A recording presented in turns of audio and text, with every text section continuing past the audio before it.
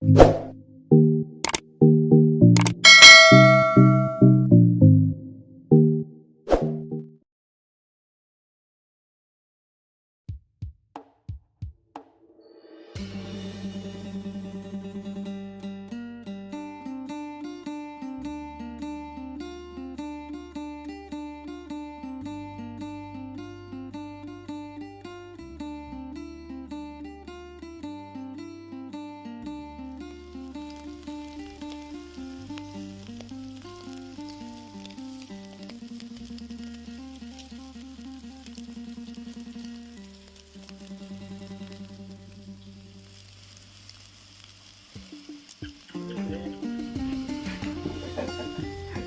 กินหมูกระทะเอียงที่แบบ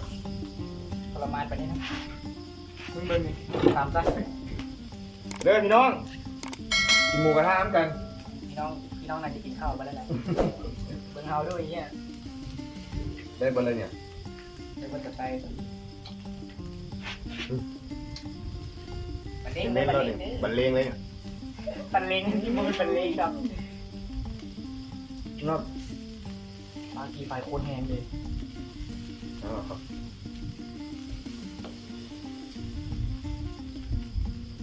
อร่อยมอนบอกข้าวทางดำแล้วมันนี่โอ้ยไปชวนแล้วหมูเข้าแห้งแล้วมาเด้อทุกคนกินหมูกระทะอยู่ทงนา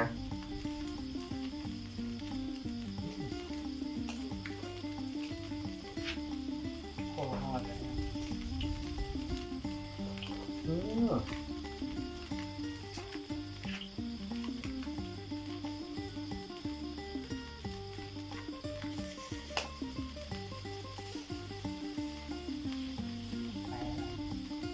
ลูกบุตรมาสอนนะลูกบุตรมาสอนหิวข้าวแห้งพี่น้องทั้งน้องทั้งอ้ายหิวข้าวเบิดไหวละต้องคิดเอากล้าคำแพง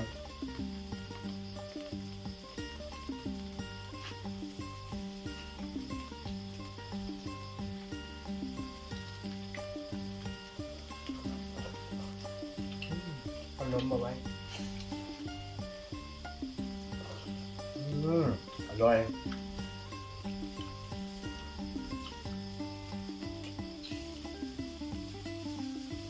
เน้นๆเลยพี่น้อง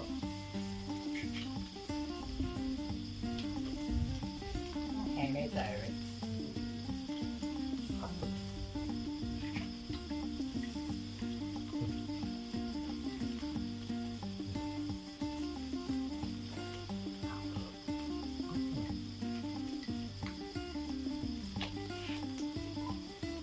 เยอะๆเลยนะเบิ่งตึงไหนจะได้อาบน้ำไหม อาบน้ำมาเมื่อกี้นี่เหงื่อแตกเจ็บๆอยู่ก่อนกินยาครับยอดเลยพี่น้อง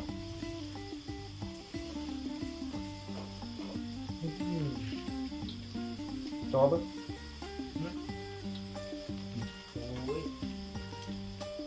โอ้สุดยอดเนาะอยากเข้าแบบนี้มันก็แจ้บเลยนะ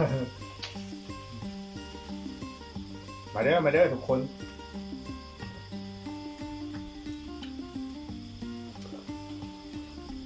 วนต้องพัดลมมา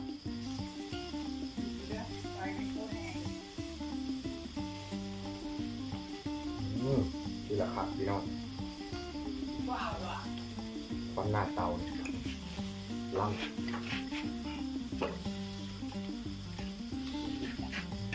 เยิ้มๆเลยพี่น้องว่าหายลวกปาก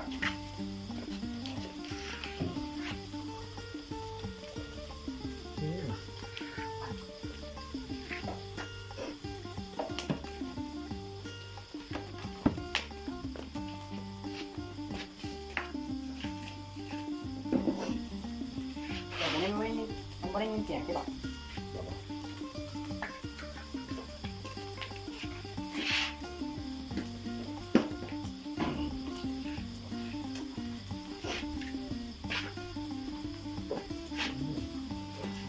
ไม่ไปแล้วยอดเลย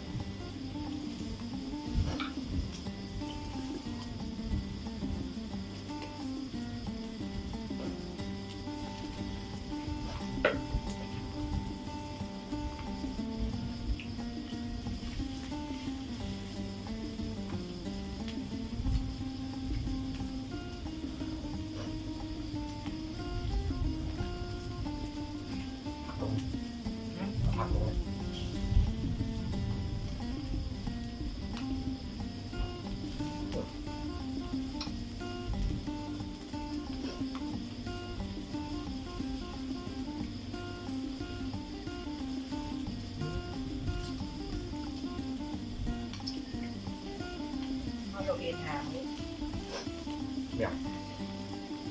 ความแซ่บลงกิน ดอกลิ้นกินได้ กินเลยฟังว่าเว้ยกินมาเล่นนะ อยากกินต้นน้ำมันนี่เนาะได้แล้วเนี่ยเกี่ยวได้นี่ก็ได้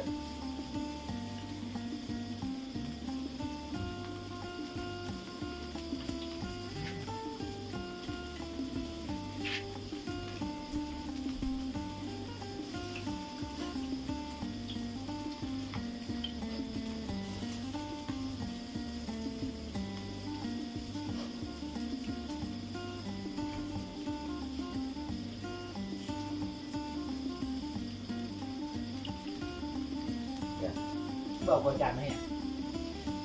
มาแล้ว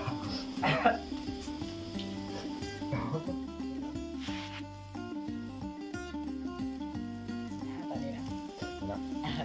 นั่นแหละ พูดดังโคตร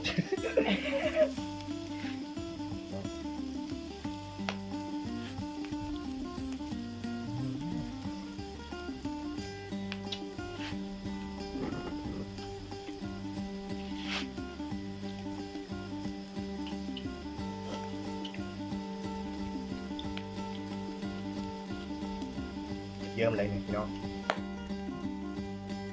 เดี๋ยวมัน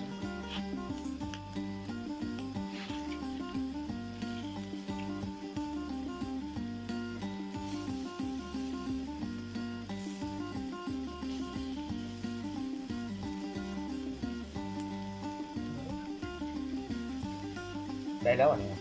ได้หรือเปล่า มันเก็บเกี่ยมนิดนึง เรียวนี่ ครับกึดตัวอีกเลย ไปตอนทำเป็นร้าน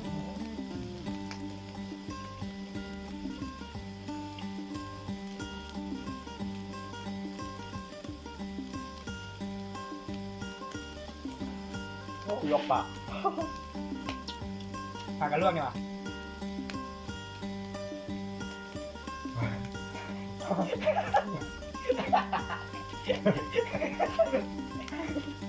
หิวข้าวไปหิวข้าวร้อนกับร้อน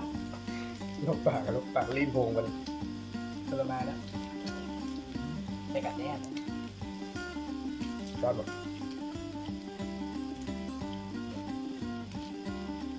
ร้อนได้เลยแห้ง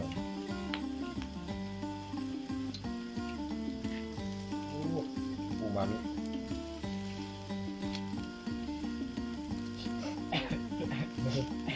น่าจะตักก่อนแล้ว จานละเด ซัมโบตักมึงเบิ่งดูนี่นี่ว่าเส้นนี้